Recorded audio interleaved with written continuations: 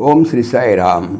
లోని గుణములను వెతుకుట కంటే తనలోని దోషాలను వెతికి తీసివేయటం చాలా మంచిది. అట్టివాడు త్వరలో ముందుకు రాగలడు. అట్టి స్థితి కలవాడే సర్వము భగవత్ శక్తిపై భారం వేసి నిర్భయముగా ఉండగలడు, నిశ్చింతగా నిలవగలడు. అదే వాని ధన్యతకు తగిన గుర్తు.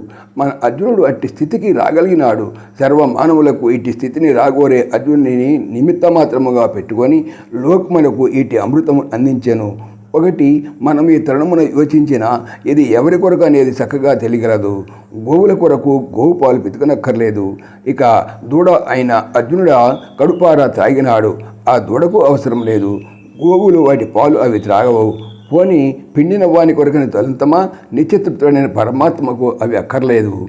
ఇక ఈ ఉపనిషత్ సారమైన శ్రీరామృతం గీతామృతం ఎవరి కొరకు? సుధీ జనులుగాని కృష్ణుడి తెలిపాను. కాన గీతామృతము గుణవంతులైన జనులుగాని స్పష్టముగా తెలుస్తున్నది. బాబా